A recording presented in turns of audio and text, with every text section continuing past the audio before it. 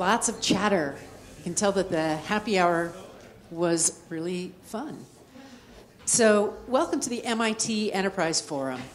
I'm Mary Beth McCabe. I'm the Education Co-Chair and Lead Faculty for Marketing at National University. And this evening, we are pleased to focus on students. It's a big deal. We'd like to start out by thanking all of the students, teachers, and parents who are here tonight. And as an educator myself, I understand the importance of teaching the right skills to prepare the next generation of innovators. That's going to be the focus of tonight's program. First, we're going to speak with some of San Diego's brightest high school students. We're going to learn about their award-winning innovations and what it took to get there. And next, we're going to hear from a distinguished panel of experts, and they're going to talk about what teachers and local companies are doing to educate our future workforce. Plus, we also need to know, what should we be doing to encourage and to keep talent here in San Diego? So before we get started, please allow me to thank our sponsors, ResMed, Qualcomm, and Nobi Martins. We also want to thank our community partners. That's Green Rope. They're our database management company, our media partner, the San Diego Business Journal, and Tailor-Made Communications. They are videotaping our monthly forums. And our programs would not be possible without their generosity and support. So let's give a round of applause for all of our sponsors. Thank you. To introduce tonight's moderator is Drew Terry. He's the Senior Director of Strategy and Ventures for ResMed. So let's welcome Drew Terry. Thank you. All right. Thank you very much, Mary Beth. It gives me great pleasure this evening to represent ResMed as the presenting sponsor for tonight's event. ResMed sponsors the Enterprise Forum because of the support of the values of entrepreneurship, innovation, and continuous learning that the forum espouses. Tonight's program fits especially well as we'll be talking about filling the pipeline of future talent for ResMed and other San Diego-based companies. We're honored to be a part of tonight's program, and I know you're all here for our program. So without further ado, allow me to introduce tonight's moderator, Rio Carr. Rio is the executive editor of the San Diego Business Journal.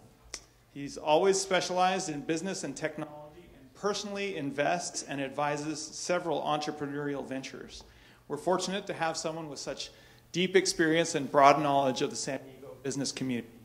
Please join me in welcoming Rio Carr.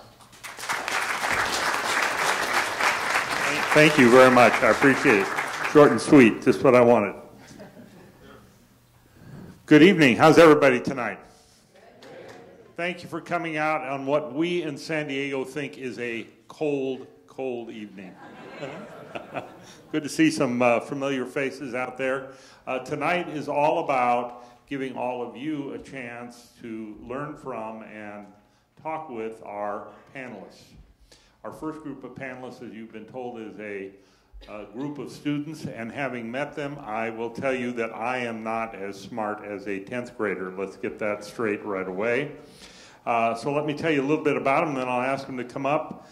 They include a semifinalist in the Siemens competition in math, science, and technology, winners in the area of engineering and technology of the Science Olympiad, and finalists in the San Diego Regional First Robotics Competition. We're going to see some cool robots tonight, and you'll hear firsthand from these students what it's like to compete in these prestigious competitions. And we also have a student advisor from Poway High School with us tonight, Steve Dom. Is that right? Roger Dom. So Roger's going to be up too to answer some questions and talk about it from the teacher's standpoint. So without further ado, can we ask the student panelists to come up, please? Come on up.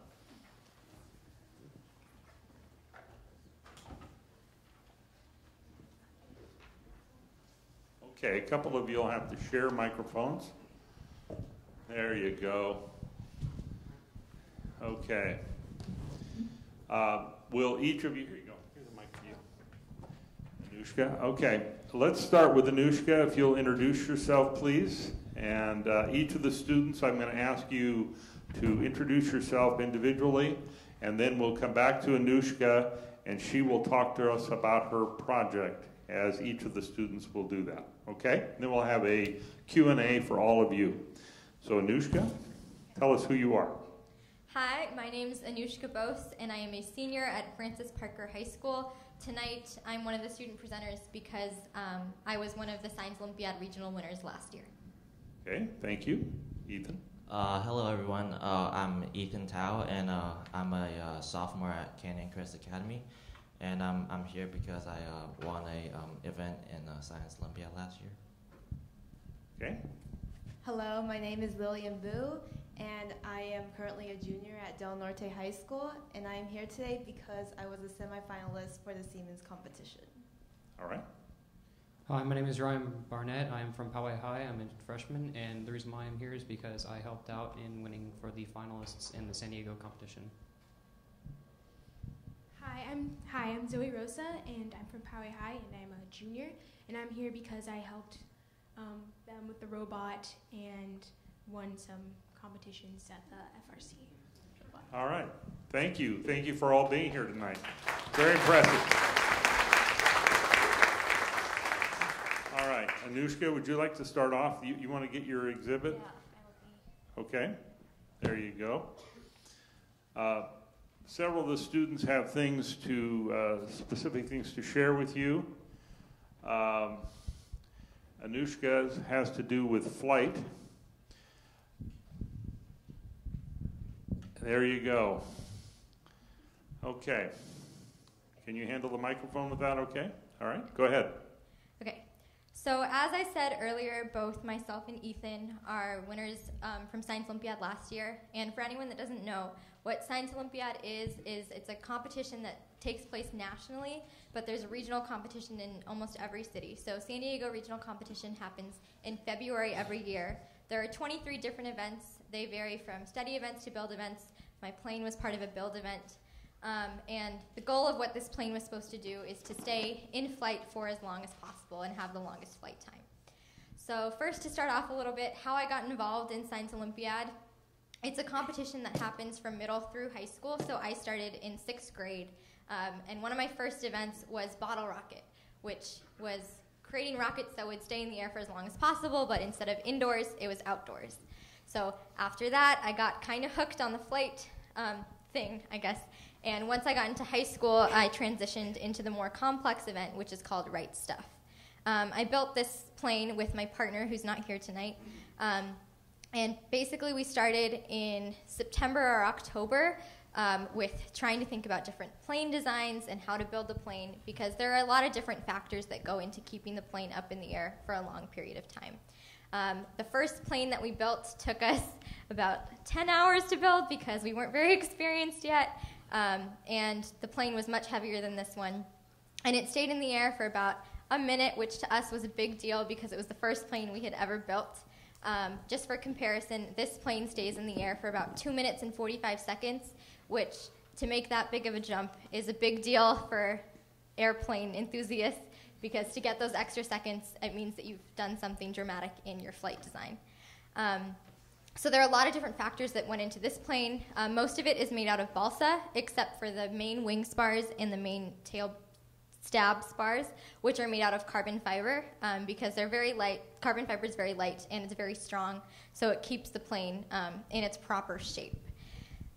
Through October, through about January, right up until the competition, we were building new iterations of the plane, practicing in our school's gym. So it was a little bit funny because we have to compete with the basketball team for time in the gym, which is hard to argue why the science team needs the gym, but we got our time, and it paid off eventually. And then this plane was flown at the regional competition along with another plane, and its winning flight time was 2 minutes, 39 seconds, which to us was very exciting. And that's about it. Thank you. Thank you. You can put that down. There you go. Okay. Ethan? Okay, go ahead.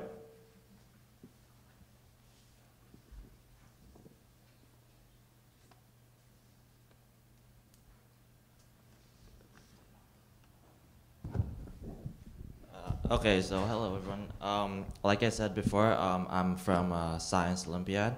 So Science Olympiad is a school like competition where you compete with other schools in different events. And the specific event that I'm in is called Bridges.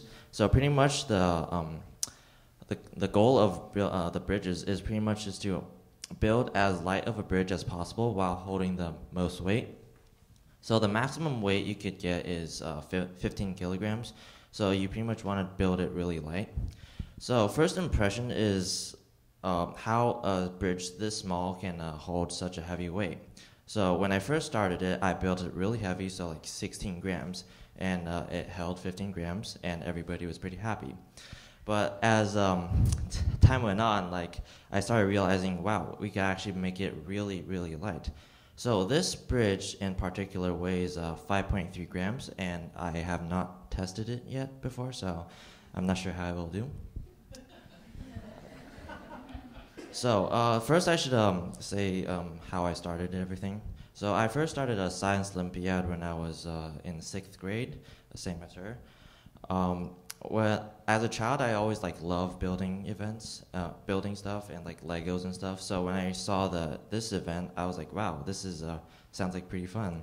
So this event actually transitions into other events. So it goes from towers to boom levers to bridges. So this is a bridge event.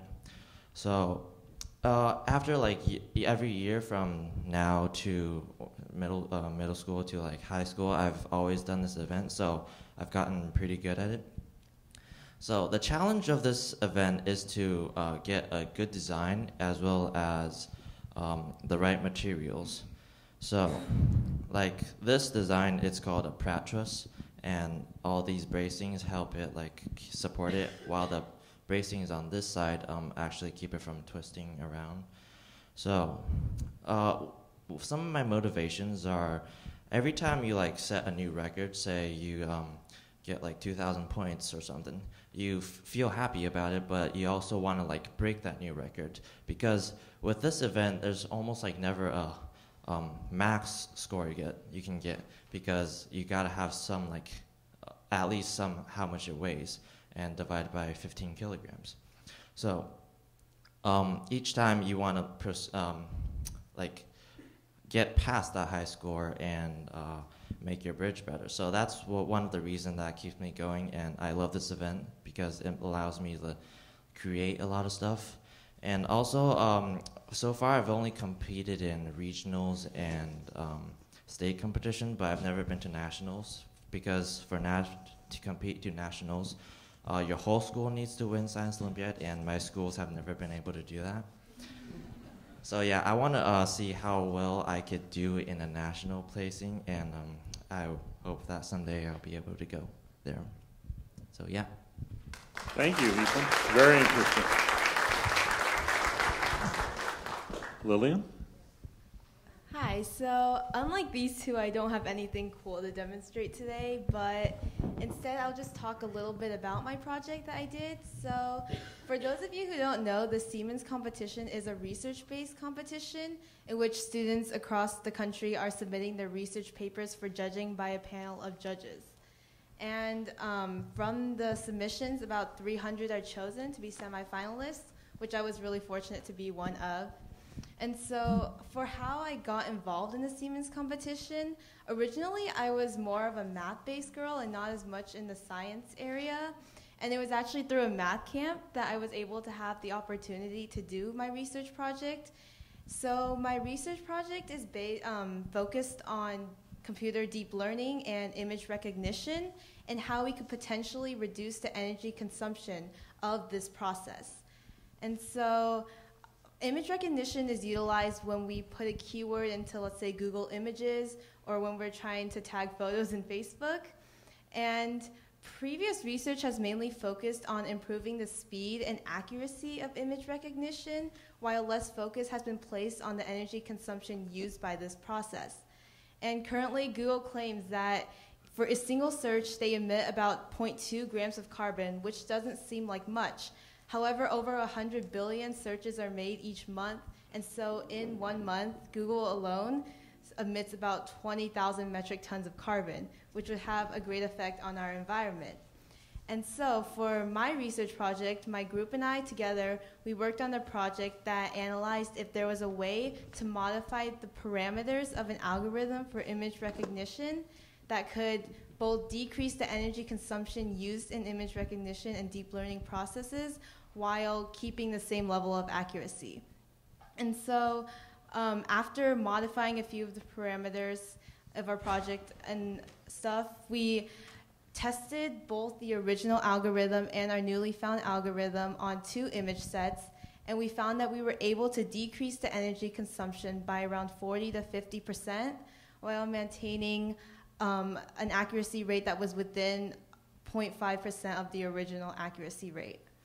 And so what this means is that companies could greatly reduce the cost they use and their environmental impact by just seeing if they could modify the parameters they use on their image recognition and their computer-based programs. Thank you.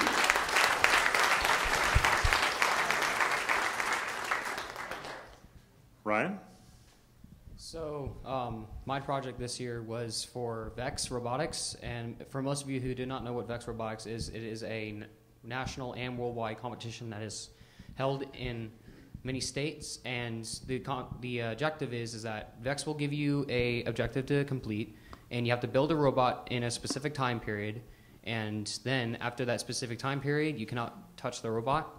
So when you go to competitions, you have to do that specific event. So let's say the event is to shoot game elements into goals, like the one I have, the one that's right behind me. You would have to build a robot, and forever how many goals you get, that's how many points you win in the competition. And I actually will demonstrate this right now. Okay, go ahead, please. So over here, this is one of the VEX robots that Teamspire has made. Hold on just a second. Let's give you this. Can you do this with one hand or not?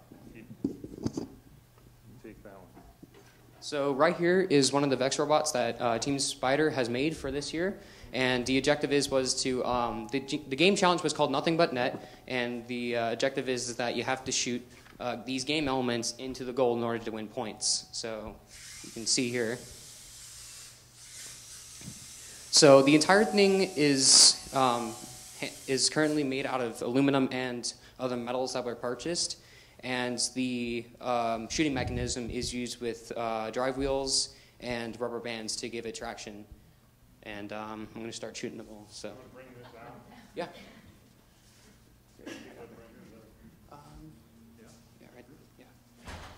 So this is one of the goals that they use. There's 2 colors. One of them is red and one of them is blue, depending on your team.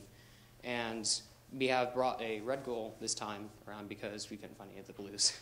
So let me show you what the robot can do.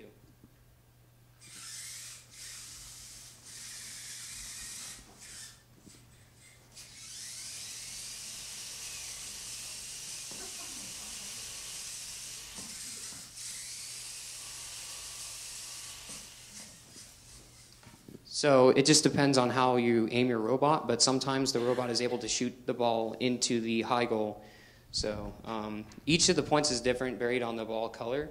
So the green ball is represented by 1 to 5 points, 1 being the low goal that you just saw was shot on, and 5 points for the top goal. The orange ball that he is holding is worth 5 points if it hits the bottom and 10 points if it hits the top. You want to load them in again? Yeah, the load mechanism is easy to use. So what you have to do is you take the ball. So what you do is you have to take the ball on the course, and then you have to make sure that the robot drives onto it, and then it takes the mechanism, loads it, and then gets ready to go again. So here's what it is.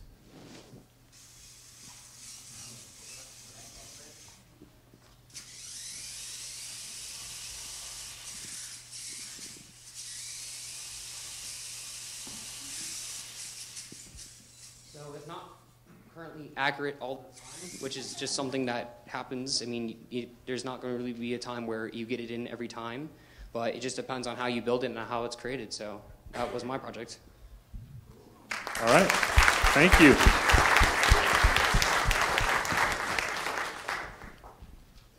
Are you ready, Zoe? Okay.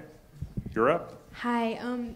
My project was working on with FRC, the first robotics competition, and last year's game was Recycle Rush, and the objective of the game was to pick up totes like this, and there were 6 of them, and you had to stack the totes and then get a garbage can on top and a pool noodle inside of it, and that was worth points.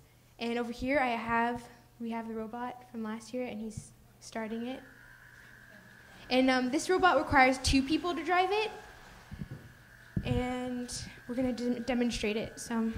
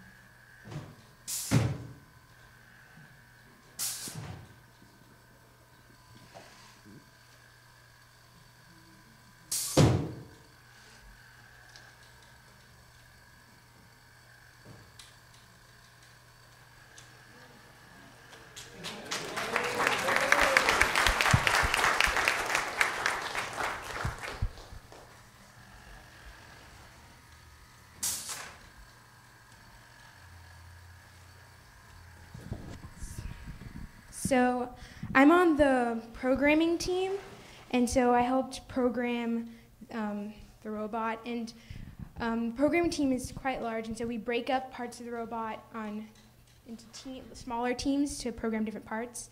And I'm really good at programming drives, so that's what I work on. And we had other people program the arm and the tilt and all that kind of stuff. And we work with mechanical, and mechanical makes the robot and tells us what parameters they want for the programming, and then we do all of that for them, and then we test and perfect it. Okay. Thank you.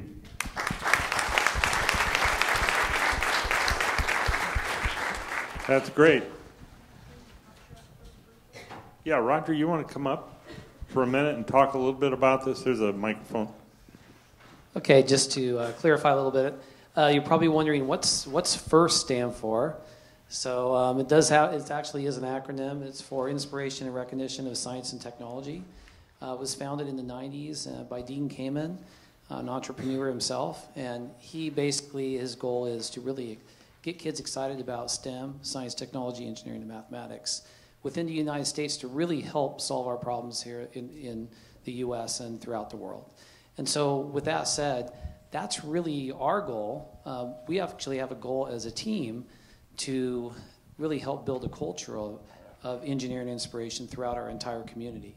And so for us being here, this is actually our 22nd event that we've demonstrated since August. So we do that pretty frequently. As you saw, the 2 games, we actually do have an engineering academy at our school. This is the first year that we officially opened it.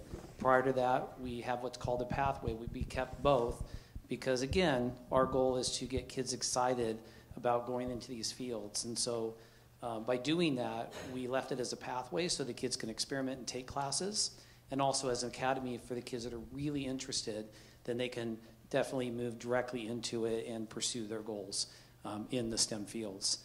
Along with that, we have a full set of engineering courses. There's a total of 6 engineering courses that kids can take throughout the high school, and they fit all those in along with all their APs and all their other courses that they need to take to graduate.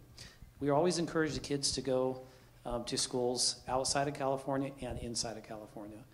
typically you're usually just encouraging the kids just to get to college, but we are really encouraging them to apply for scholarships and to actually go for the colleges of their choice and really excel at that.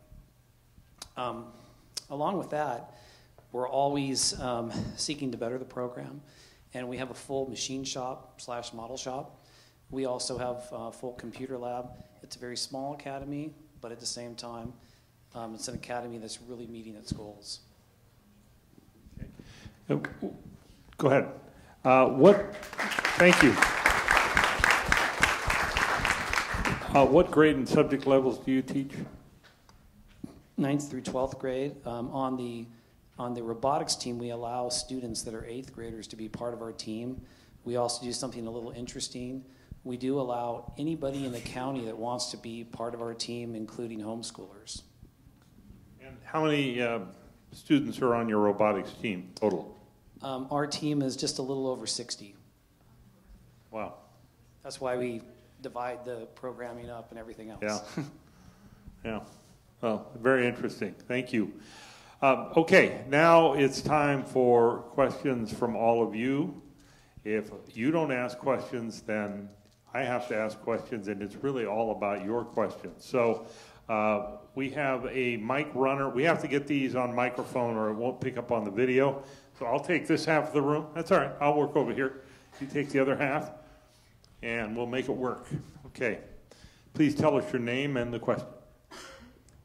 Devang Thakkar, question for Anushka. So what do you think technologically did you do to the model you have to make it go longer?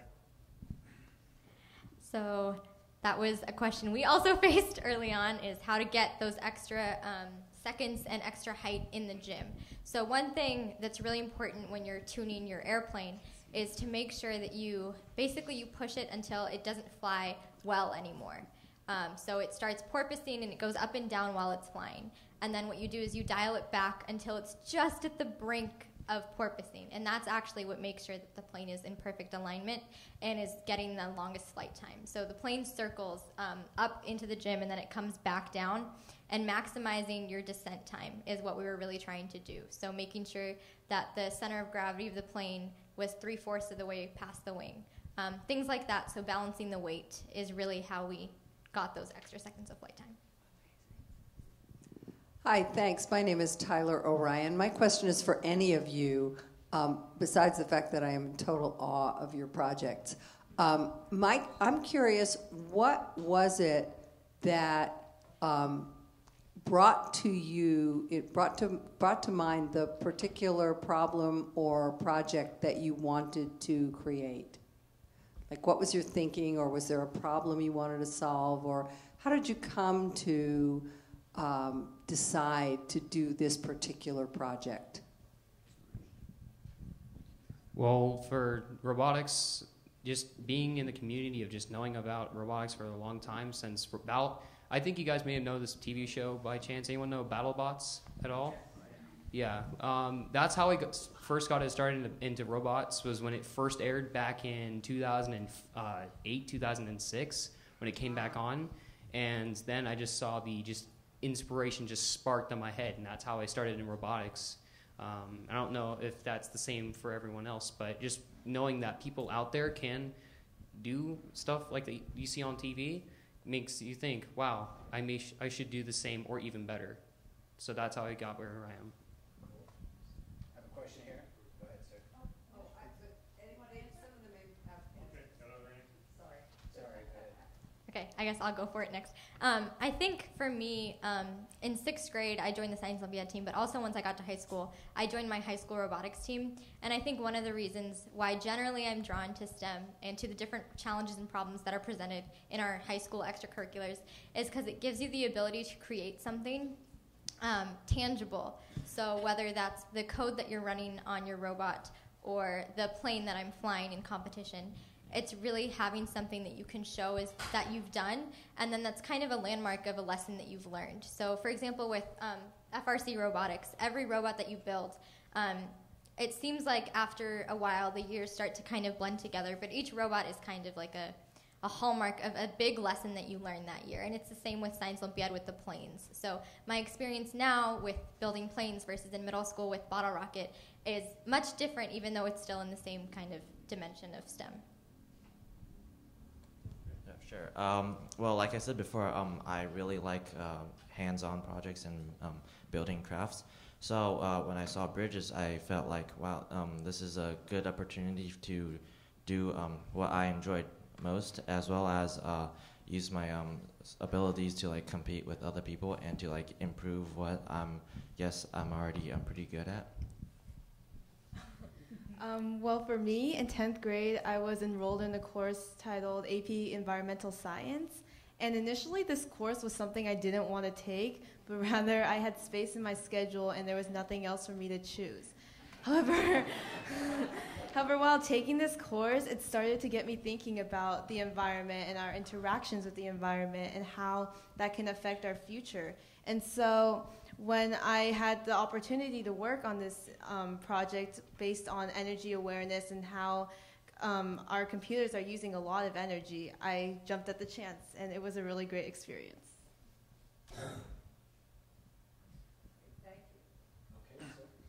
Hi.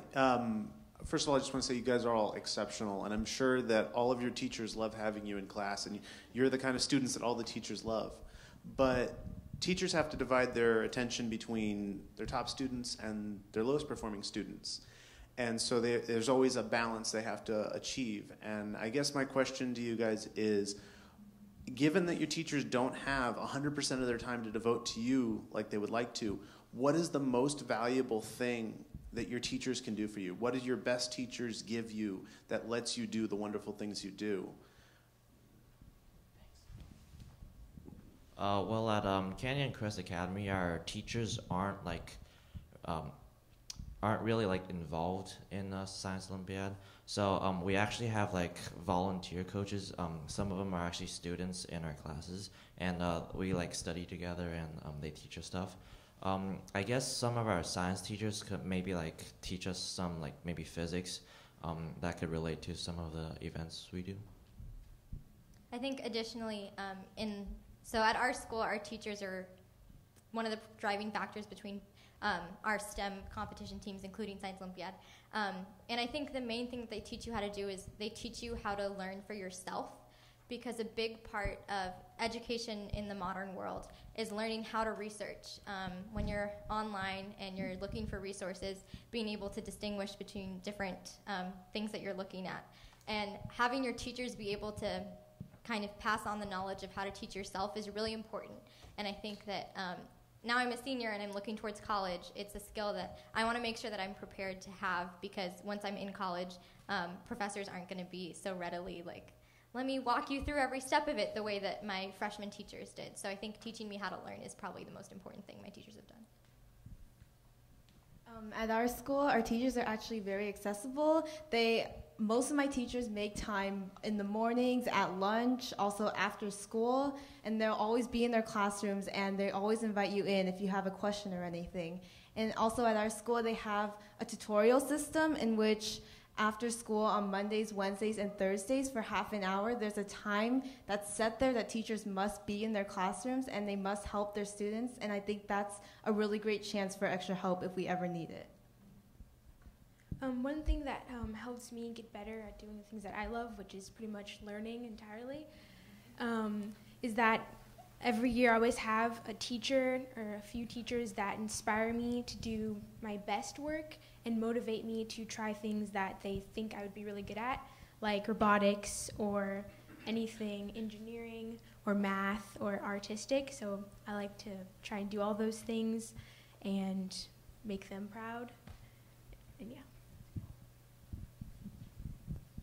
So for me, just the overall experience of what they can do for teachers-wise is that if the teacher that you know will actually think that you may have a chance, or just knowing that that the teacher knows that you will have the ability to learn, or just having the mindset saying, I will do this, I can learn.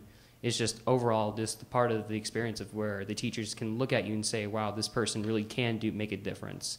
And I can actually give an example for that, back in second grade, I had a teacher that was just literally all over science and electronics and just computers, programming, which was just right up my alley. I mean, as soon as I walked through that door in second grade, my first day of school, my eyes just lit up looking at around, just seeing how many cool electronics and just technology in general was in that room. And in fifth grade, I had the same teacher, but he had to leave for the district office. And because of that one teacher, I am now in the STEM challenges. I'm now in the robotics classes. I am now in all of these just technological, high and advanced classes just because of that one teacher saying, you can do good things one day. And that's how I learned how to self-motivate myself in order to get to the place where I am now.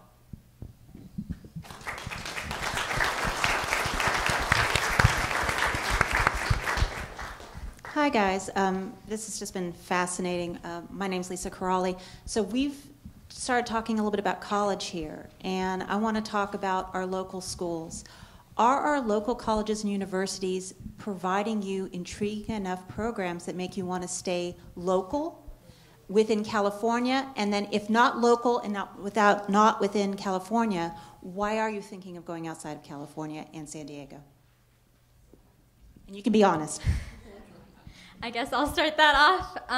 So personally, I've applied to a variety of different schools. Some of them are outside of California. Some of them are within California. The closest, though, is about 100 miles away. So it's away. I think a driving factor for me to go outside of California is just to expand my own comfort zones, because college is a great opportunity for me to do that. And so new weather, new challenges. But I'm definitely considering a lot of colleges within California as well, especially the public colleges in California. They provide a lot of great aid, and as more and more schools are building things like design labs and different fabrication labs, that's definitely a big factor that I'm considering as I start applying. Well, I'll be honest, I haven't actually thought much about college. I'm still a sophomore, so I have 2 years more to think about it. Well, as of now, I think that there are many benefits to being outside or inside of California. So if you're outside, maybe you could like open your eyes a little bit and like experience new things. So for example, I've never been to the East Coast, so maybe I'll go there someday. Whereas if you stay in California, you could like just stay close to your family members, or like stay close to your friends and stuff like that. So I'm currently a junior in high school, so I guess it's that time to start thinking about colleges. And so I have visited a few colleges, both in California and outside of California. And to be honest, I'm edging more towards going out of California, mostly because I want to experience something new. And recently when I went to go visit Harvard and MIT, because I was there for a math competition, I really loved the campuses, and I loved the atmosphere of the community there. And I really liked how they had that like little river run through it. But I'm also really interested in the public school system in California, and I definitely would be okay with anywhere. So to be honest, I am actually trying to say going out of the state because of MIT, because of MIT being on BattleBots, the newest season, they were actually, MIT was actually crowned BattleBots champions this season, and just the robotics team, the engineering team, the CADing team, literally every single possibility that MIT has, they have it. And that's the reason why I want to go to MIT, is because the possibilities are endless, and that's just right up my alley. Try something new. I get to see how it goes. Even though science and math are some of my favorite subjects, my passion is the arts and film, so I actually plan on staying in California and going to USC because they have one of the best film institutes in the world. So. Okay. We have time for one more question. Do you have one over there? It's me. I just wanted to ask if there's one learning lesson that you felt was your greatest learning lesson or greatest experience that you would share with people who don't participate in these clubs and events that might entice those people to participate in these events. I guess we'll start on this side again. I think for me, I know you asked for one, but I'm going to kind of give two. One of them is that for as much STEM work that we do, whether it's Science Olympiad, robotics, Siemens, making sure you understand the context of your own research is really important. So a lot of STEM technologies and innovations that are invented have immense social and historic impact. And for us as students to recognize that early on and to recognize that our education, it's important to understand all of those aspects, I think makes me a better scientist and a better researcher because I know what the impact of my work will be in the future. Another thing that's really important to me is understanding and learning how to be a leader. So as a senior, I'm now the veteran member of most of my teams, and understanding how to inspire people, how to organize people, and the different kinds of people that you'll interact with. Whether you're in STEM or the humanities or the arts, that's been another lesson that's been really important. There's many valuable lessons I learned from doing Science Olympiad. Besides from the ones that you like learn about like biology or whatever, you'll also learn like how to cooperate with your teammates because it's very important in this event where it's always 2 people per event. And sometimes it's like a test event where each person has to work at one part, another has to work on the other part, or else you'll never finish. Or you guys can work at the same time. So it's, I think cooperation will be very important. It's important in life, and yeah, I learned about it. So I definitely agree about the teamwork thing. I think I learned a lot about that as I was working with 2 other students on a research project. But in addition, I feel like these competitions also help introduce students to this higher level of learning that they will see later on in their lives in college. And through these competitions, when they get to experience these things, they get to realize, oh, this is something I really love, or oh, maybe I shouldn't try this in the future. And so I feel like that's a good introduction for different students and what they want to do in the future. Probably one of the most valuable lessons I've ever learned is that if you don't really focus on what you need to learn, why even learn it? That's what I was told by my parents when I was back in 1st grade, when I really didn't focus on the concepts, but then I started getting the little tiny voice in my head saying, you need to start doing this or else MIT or the college of your choice will be out of the question. So, but just overall, the learning experience that you need to have is just to work with team, because if you just work by yourself, you're not going to get very far, because it's all about teamwork. It's all about working as a community. That's why, because all of these big, giant college and all these different other organizations are working together, is because they want to inspire others to do the same. And same goes with FRC. You need to have a cooperation with your drive team, or else you're not going to be going very far. I think one of the biggest lessons I've ever learned is that you shouldn't give up. Like, when you make a mistake, you shouldn't get frustrated. You should just learn from that mistake, and mistakes help you grow. And I do know with programming that mistakes happen. You know, you make lots of mistakes, and then you have to go back and you fix them. And then you actually catch other things that you can make even better. And so I think that's something that everyone should know, that it's okay to have to look back and maybe start over, because usually when you start over, it gets even better the second time than it was the first time.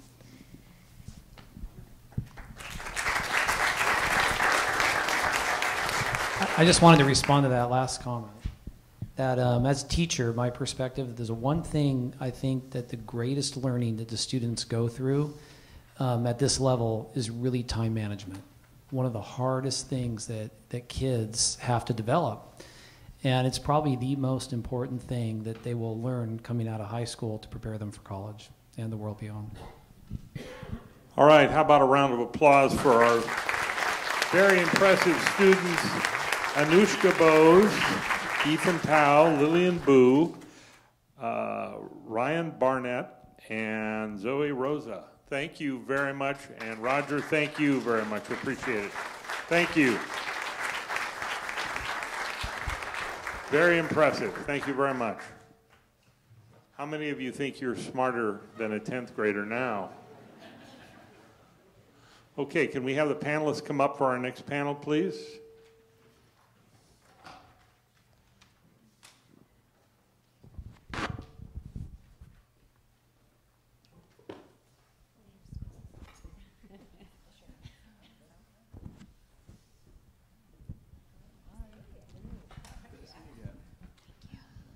Okay, everybody's got a spot.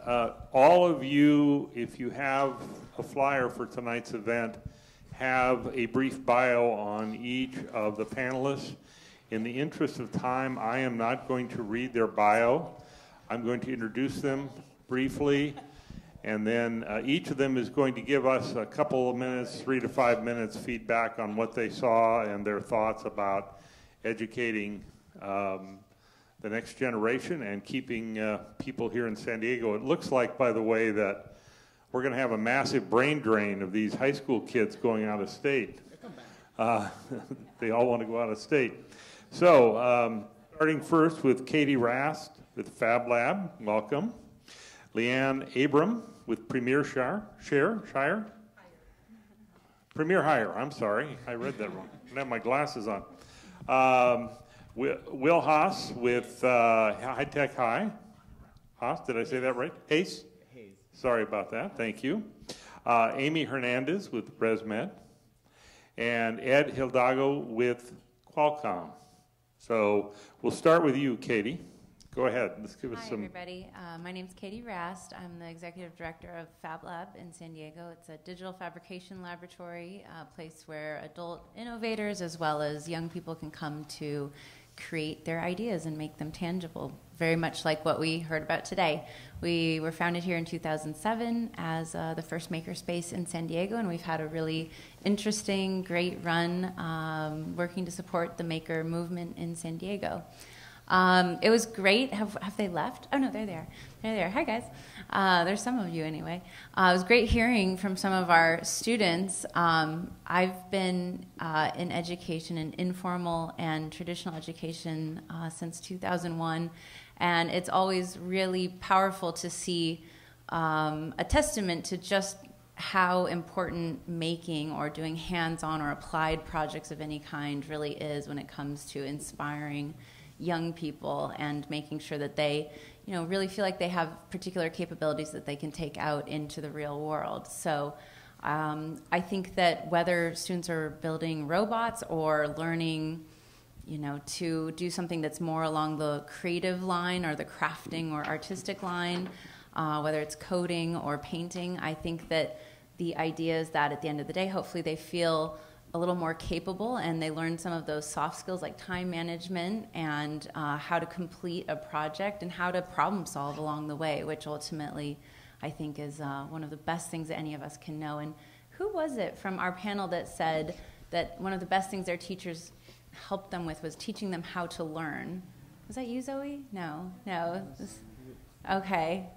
Oh, hi, Anushka. Yeah, I think that's really poignant. So, all right. On to you. Okay. Leanne? We, of course, come from the hiring side of things. And although the majority of the people that we work with or are hiring are very experienced or technical people, we do a lot of entry level for our front end, such as staff support, customer service, and inside sales. But whether or not you're an entry level person or you're changing careers or you're in your second or third career, or you've had a bit of a setback and now you're needing to sort of relaunch yourself, one of the things that I see over and over again, and this applies to students or mature workers, is you really need to have a clear idea of what you want. I mean, that sounds very simple to say.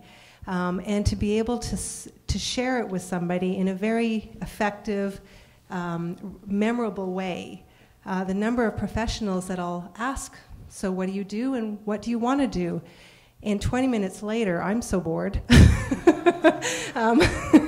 You know, you kind of need to tighten that up a little bit because you want to be memorable. And I was so impressed with all of you students. You have, you have a very exceptional idea of where your passions are, what your interests are, what you're going for, and that is really so valuable to be able to communicate that to people around you. Because what happens is you get people around you excited about what you want to do, and then they want to help you. And guess what? Then they want to hire you. Hiring people is not about finding the exact skill set. It's finding people who you can join with your vision, join with what you want to accomplish. Because if you can hire a team of people who are passionate about what you're trying to do, if you're a CEO or an entrepreneur or a team leader, then they're going to slug it through the tough stuff, because it's not always easy. There's long hours, there's setbacks, there's budget cuts, there's changes in workforce changes, and you end up having to do 4 jobs. I think Karen was telling me she's been doing 3. So you've got to get through the tough stuff, and you've got to have that passion and vision behind it. And if all you are is a specialist or a technical person, you may not tolerate it, and you'll move on to the next one. So business leaders and entrepreneurs are looking for people who have passion and know what they bring to the table, know what they want to do, and that people want to, and then they want to participate. So I commend you guys in having explored that yourselves and pursuing that. It's awesome. Thank you, Leanne. Will? I work at High Tech High, and it was so inspiring and wonderful to hear you guys talk about your projects and your excitement, because that's sort of our vision is, actually, can you take it further? Can we have most all of school be that? Can you learn most things by doing, by building and iterating and playing?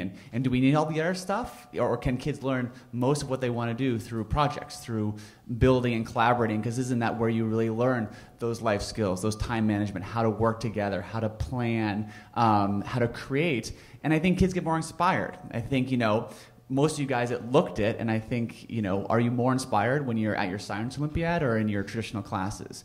And I think, High Tech High's vision, founded in 2000, was really, can we do most everything in school in that venue by having kids choose something, make it, build it, do it, learn by doing, and then they exhibit it. So that's a big part of it too, like going to competitions and showing off. So if you guys are always welcome to visit, but come to High Tech High, and so we have our kids building and doing and making whatever, whether it's a science class or English class, and then they exhibit it. So the parents come, the community comes, and they show off what they're doing. Because there's a huge amount, I think, of pride. I think you guys feel that you get from showing off your work, from doing the competitions, and a sense of affirmation that what you did is meaningful and valuable. And so that's a big part of our philosophy. So it was a PR thing for what we believe in is could it not just be the Science Olympiad that you have to take your own time and do on the side and after school, before school, but could that be the core of school? Could most of school be these projects where kids are really authentically engaged collaboratively with each other? So it was really neat to see, and very inspiring, and certainly is very much the heart and soul of what we're trying to do at High Tech High. But we're trying to make it the core. I think one of the things that is different about High Tech High is we have half our kids are above the poverty line, half are below. And a lot of times these events are only for kids of more means, parents who know to encourage them to go to it. But if you make it the core curriculum, and it's for every kid, then those kids who maybe are from a more disadvantaged background, usually underrepresented, those kids begin to get a chance to get excited about science and take advantage of those opportunities, and they have something to offer too. And I think that's really where we are trying to make a difference, is to get every kid. But I think you guys are a great example of that. Learning through building and doing and playing and showing off is so exciting and so natural to the human condition. I think kids like that naturally. And so can most things in school happen that way? And we at High Tech believe that they can, at least most of it. Thank you, Will. Amy?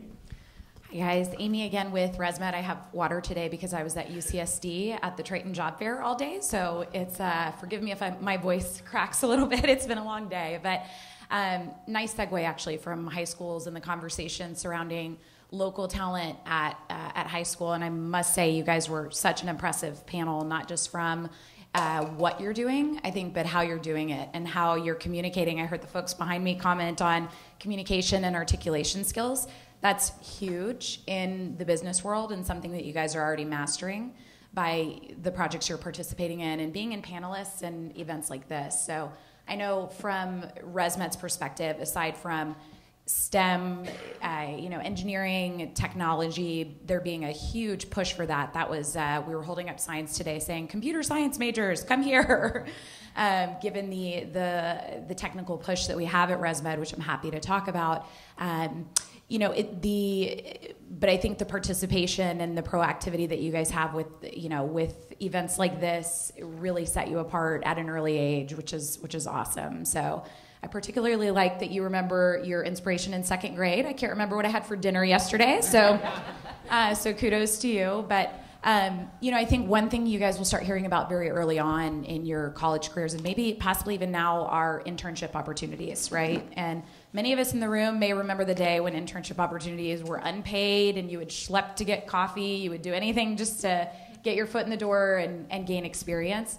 At ResMed in particular, we have a really robust internship program for college level, graduate level folks, at all levels of university, really, to build upon what Drew was mentioning earlier with pipelining candidates, right, of the future. So this is an opportunity, much like the projects you have here, to build your skill set and actually in a real world working environment. So our interns are doing real meaningful work, whether it's working on the device side. I think Drew's team and strategy had an intern as well, whether it's STEM level focus, so computer science, working on our mobile device or business to consumer facing applications. That will also help you have a distinct advantage in the workforce. So happy to talk to you, to any of you, about internship opportunities and kind of what those look like. And if you stay here in San Diego, we have a couple for you at ResMed. So there's some incentive. So thank you, Amy. Ed? Well, I can, everything that the panelists have mentioned really resonate. And I'm living this new life as I'm running the Think A Bit Lab at Qualcomm, which is a dedicated makerspace for middle schoolers, 6th, 7th, and 8th graders to have a hands-on experience with engineering right on site at Qualcomm. By the end of May, 8,000 students will have visited. And it's been quite a journey to see that many kids. 5 days a week, we see a new class learning how to code, getting exposure to the world of work. It's quite incredible to see 6th graders come to the lab, and it's their first trip ever in an elevator, and they live 20 minutes away. We've had classes that the entire class could never recall having driven north of the 8 in their entire lives. They don't know what a tangerine is. They've never been to the ocean. So when a child that's never coded before sits down at a computer, laptop, because engineers don't use iPads, they use laptops, and they partner with their classmate, and they learn how to write 15 lines of code to get an LED to blink. It's like the biggest moment in the world.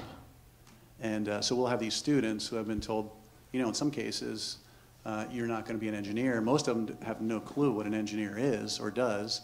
In fact, most of them thought they were going to Qualcomm Stadium that morning. And in fact, we've had parents show up as chaperones with Sharpies, thinking they're getting autographs, from football players and athletes.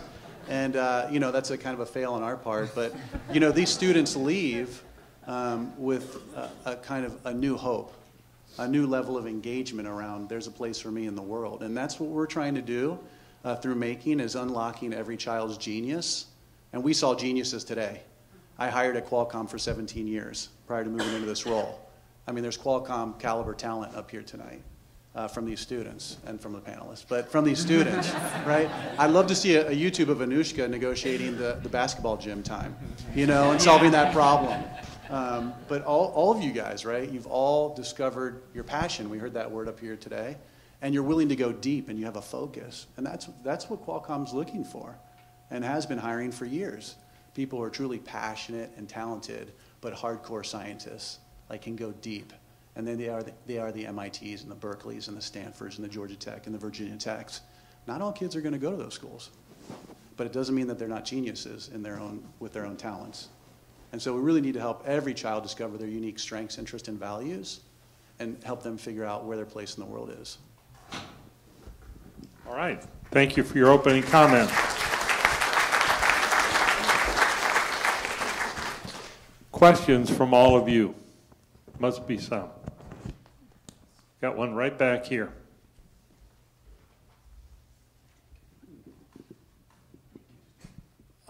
My experience has been that one of the biggest problems is getting a child interested,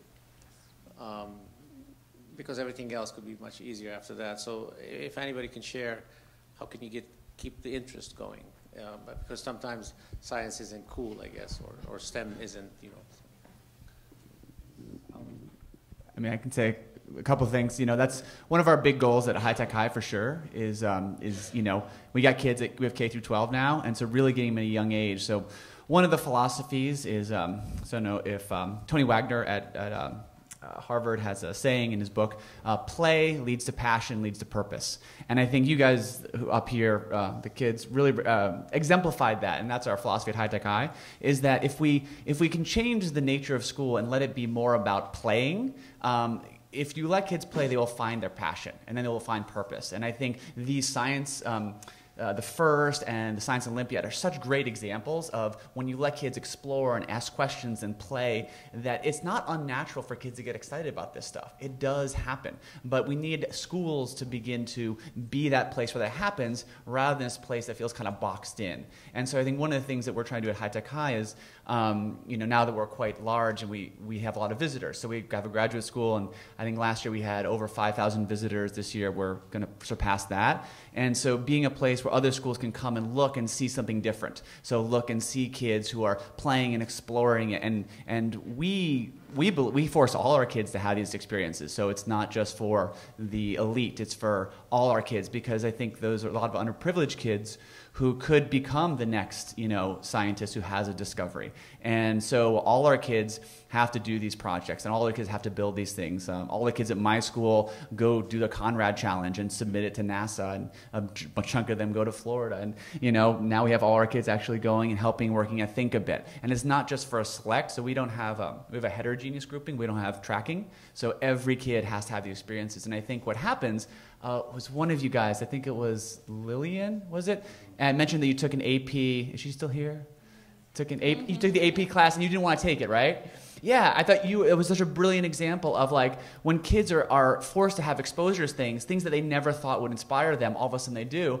And we actually have a shared experience, and maybe Ed will talk a little bit more, is one of my students actually from last year, Carly, really bright girl, but very much a non-science girl. Like that was not her thing, and I was her math teacher, so I knew, she was not one of those people. And I couldn't change. I was always like, you're so bright, you could do whatever. I couldn't change the way she viewed herself. But then she went to Think a Bit and worked there for a month, and now she's in college and she's a computer science minor.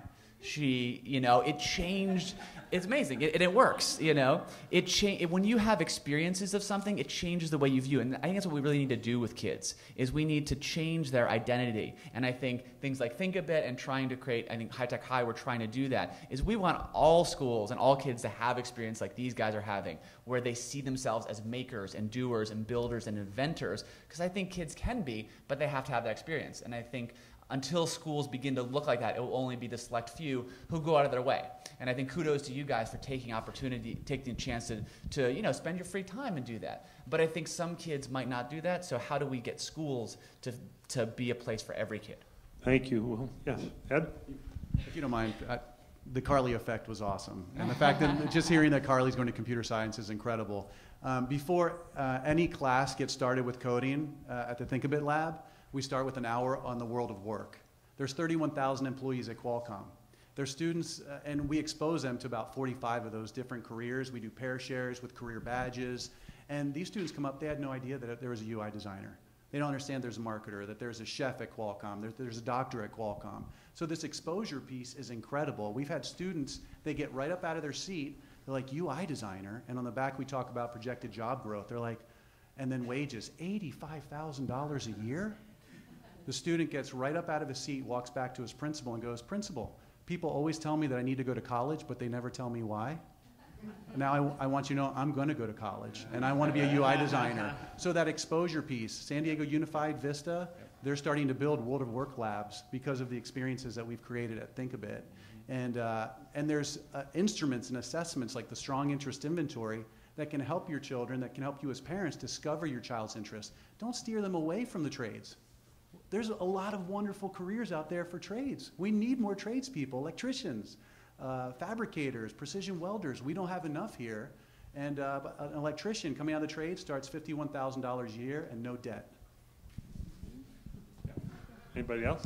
I'll chime in. So I've found that personalization and making things relevant to the student themselves and allowing them to choose what that relevance and thing that is important to them has been one of the most powerful things in transitioning students who see themselves as other than or outside of the educational system into feeling empowered and feeling like they play an important role within that process. And I also think that we have to look at teachers and how teachers feel in the process as sort of the primary educator position in most kids' lives. And I've had this wonderful chance recently to get to go and talk to lots of different educators, talk about making and bringing that into schools and this methodology. And I was in a small island, Lanai, in Hawaii, a few weeks ago, and we had this wonderful experience. It's a very tiny island, and they have literally one school, right? And it's a school where a lot of the students feel disenfranchised. They don't feel that that school is really a part of their reality. And these teachers were wonderful people. And we had tears in the workshop because we were getting to play and build things and laugh and be silly and create ridiculous spinning robots that, you know, we were battling against one another as adults. And they sort of realized that it had been so long since they'd been able to do that. They were accidentally failing to do that in their classrooms with their kids and allow their kids to have that same type of experience of inquiry and wonder. And they didn't mean to do that. They intended all along to do that. But of course, you know, they got caught up in the day-to-day of having to meet goals and kind of get through the day. And so I think that's also an important piece to think about how that translates in the classroom from the teachers as well. Okay.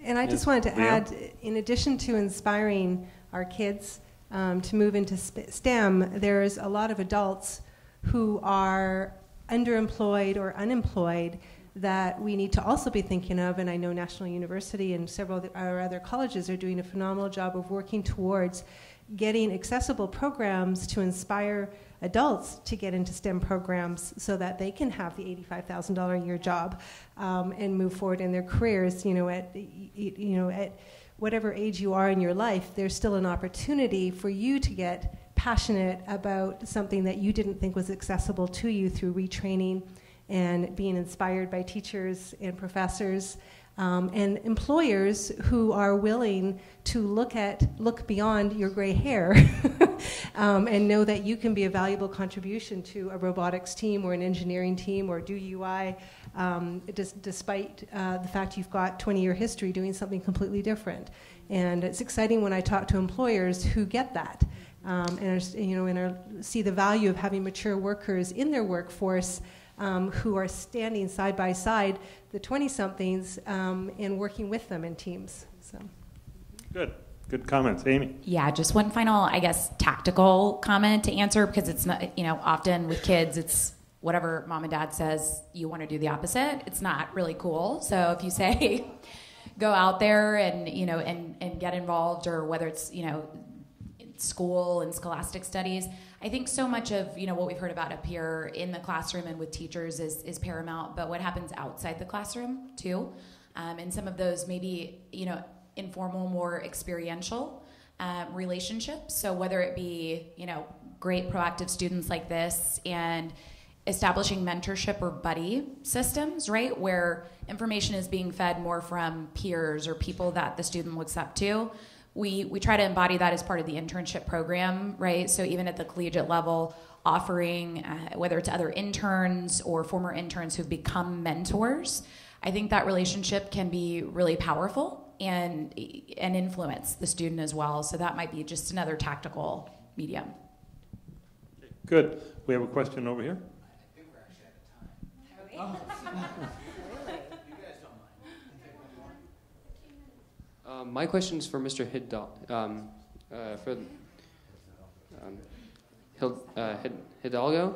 As Mr. Hayes said before, that with Carly going into that program and saying that her mindset has just changed from being that one person that didn't like science that much to a person who's now a computer science minor. Do you think that any kid or any person that can happen with, or do you think it's just people who have the drive and the motivation and able to do it? That's an awesome question. Actually, I think Carly made her decision based on values.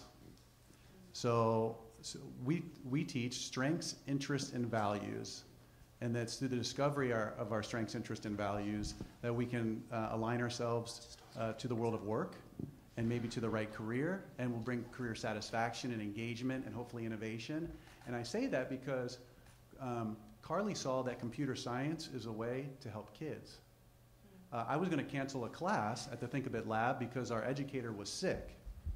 And she had taught 2,800 students. And so I gathered the team. We're going to cancel tomorrow. And Carly and Travis, because there were two of them from High Tech High, they go, we can't cancel the class. And I go, why? They go, this is the only chance these kids will ever have to come to Qualcomm. And in my mind, I'm like, what are these kids saying to me? I mean, this is heavy, right? I go, okay, so what are you suggesting? They go, we'll teach the class tomorrow.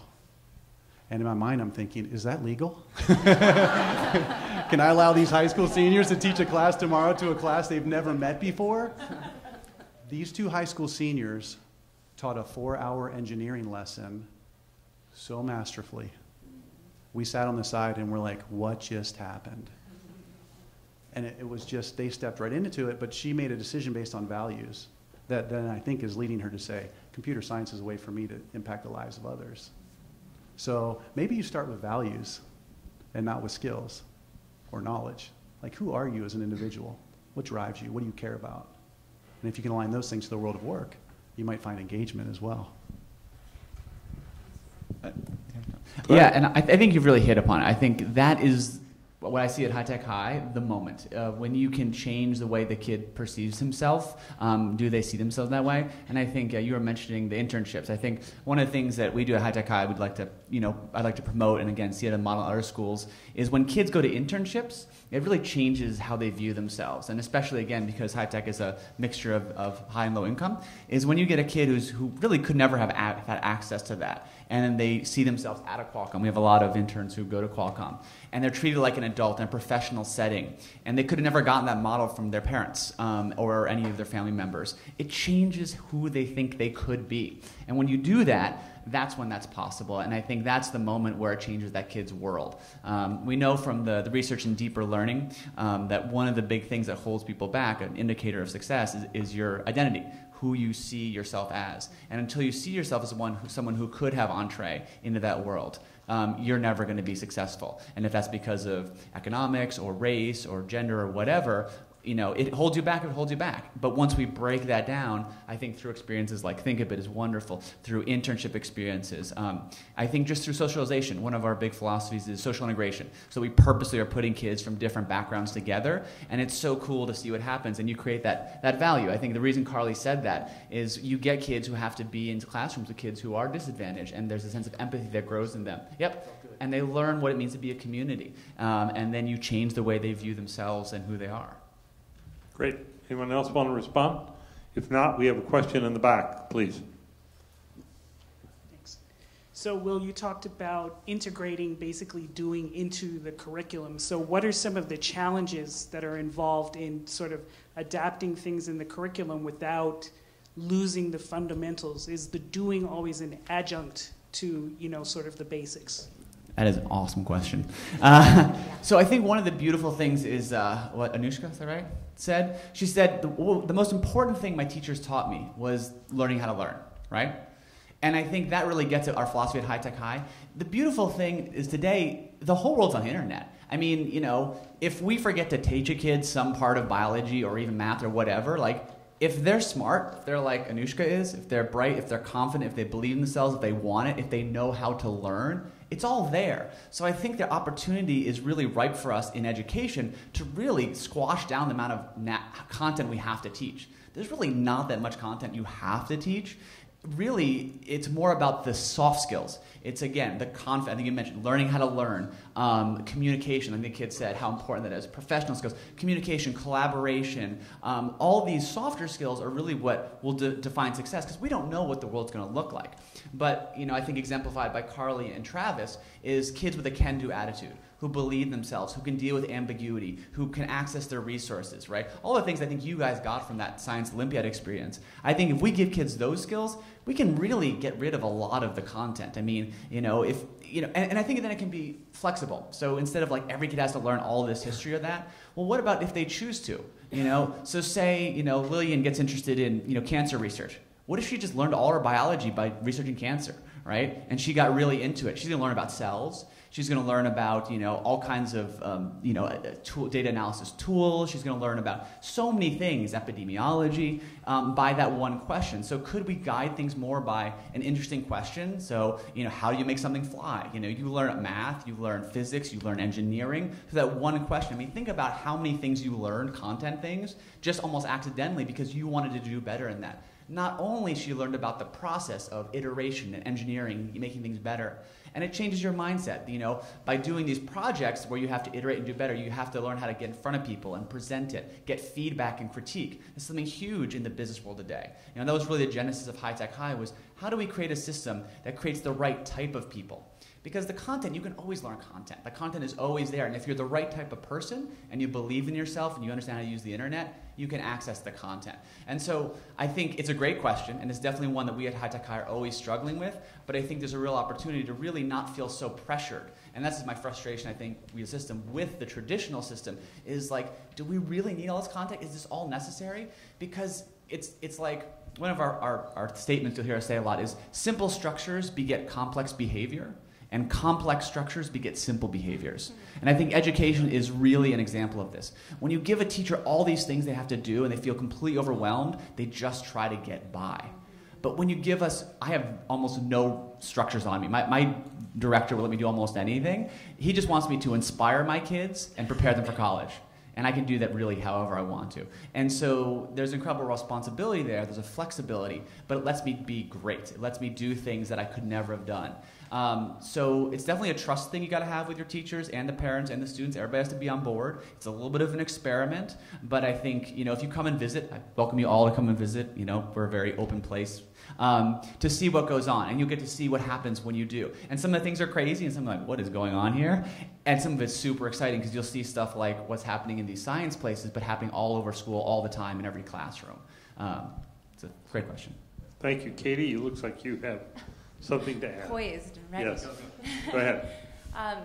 So, kind of going back to what I said about teachers needing a little more space and support sometimes so that they don't get locked into just like exactly what you said, having to meet those goals in such a way where that's all they can really get through in the day. And as anyone who's been a teacher knows, you might have 90 students and it is kind of a survival game every day. I've been lucky because I've gotten to kind of cross the boundary a lot between the informal and the traditional world, where I've had crazy amounts of freedom and then where I've had, to really work within the structure. And I think for the teachers who, still are working within that structure, kind of a helpful bit of advice is to look at this and kind of, reverse engineer it a little bit, where you can think about, okay, so I have to teach, let's say these basic physics principles, and we have to get through that. There's no way around it. But maybe perhaps we just do a lot more application so that we're always backing up our formulas with some form of application. And perhaps instead of giving only a written exam, I give a written exam as well as a built project, maybe even as well as, another form of expression that some students, might take to better than other things. So that's just a little tidbit on that. All right, Amy? Yeah, and if I could comment on maybe less the curriculum side, but seeing that transfer into the workplace at ResMed when we talk about performance development, review and development, right? So much of what we evaluate is the hands-on application, and that's so much of how our employees learn and develop and continue to cultivate their own growth path. So I think the examples that I'm hearing here, from Will really mirror what we look for in the workplace too, where we call it the 70-20-10 rule, where 70% of what you're learning is through application and on-the-job rate training. It's not anything that someone's sitting down and formally training you. That's 10% of what we apply at ResMed, right? Where the other 20 is really kind of more formalized feedback. So I think that does mirror kind of real-world setup, right? Versus having someone walk you through a script or a curriculum of what to do on the job. You learn by doing. Yeah. Okay, last question. Go ahead, please. Okay, thank you.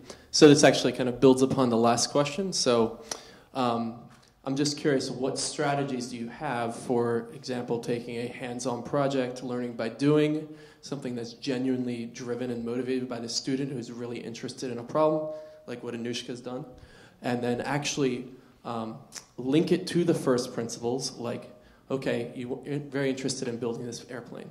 Okay, so what do you need to do that? You need to understand torque, Bernoulli principle. What strategies are you doing at High Tech High? Because I've heard so far, it's just like, oh, let the kid figure it out, or let the student figure it out.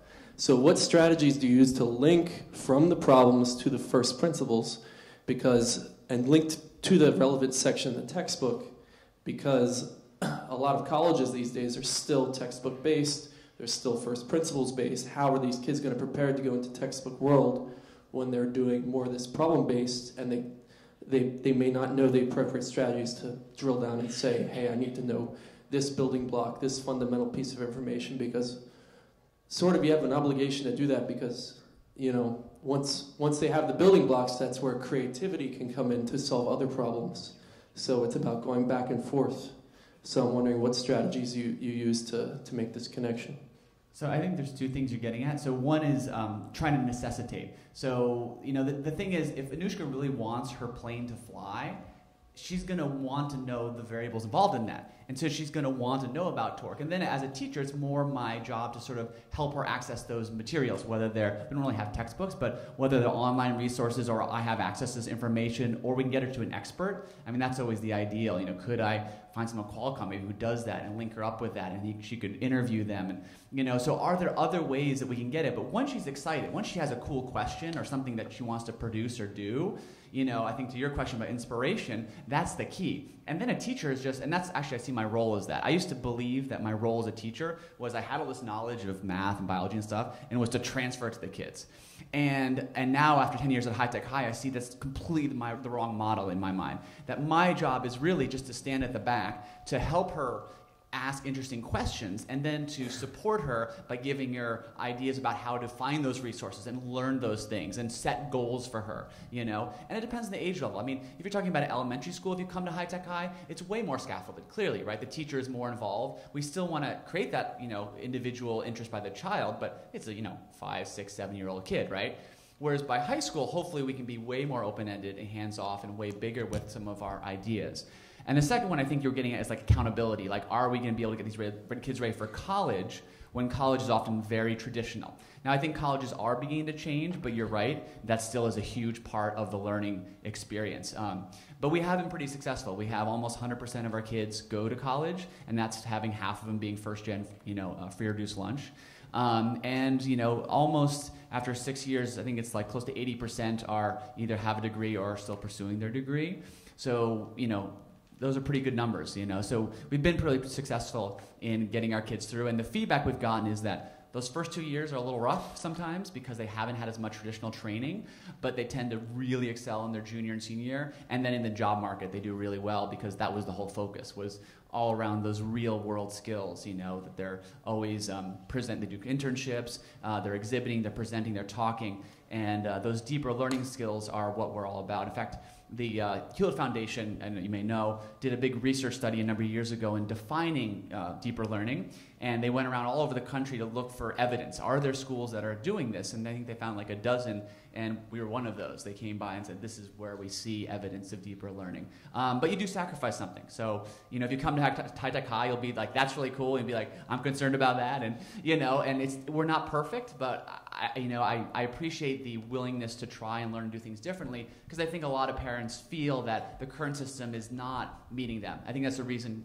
you know, these kids do these other things. I wish, why couldn't the core of school be that and give you that kind of fulfillment and excitement about school?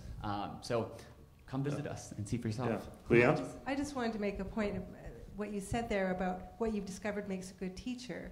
That's what makes a good manager. Good point. And so the students are seeing you model good management skills that makes for innovation in companies. So I think that's really important. Yeah, I think is one thing too, is we try to, we want kids to be innovators. That's one of, so Tony Wagner wrote the book, Creating Innovators. He's been to our school several times, and we know him well, and Yang Zhao at the University of Oregon. And this idea that the future is about innovation. The jobs of, you know, physical labor jobs are going out with the robots and the AI and all that stuff, and that the job of the future is about innovation. Can you rethink our world? And if we're going to have our kids do it, we have to model that. And I think at High Tech High, because we're open to experiment, we're trying new things, we're trying to be that kind of innovative place, our kids see that as it's okay to take risks. Take good risks, but it's okay to take risks. And we want people who are going to be brave and do things and put themselves out there like these awesome kids were out there, because it's tough, right? It's scary, like taking a chance, putting yourself out there, but it's so exciting and it's real and you learn so much more. Thank you. Anybody else comment on that? If not, we'll draw our panel session to a close. Please give a round of applause to our panelists.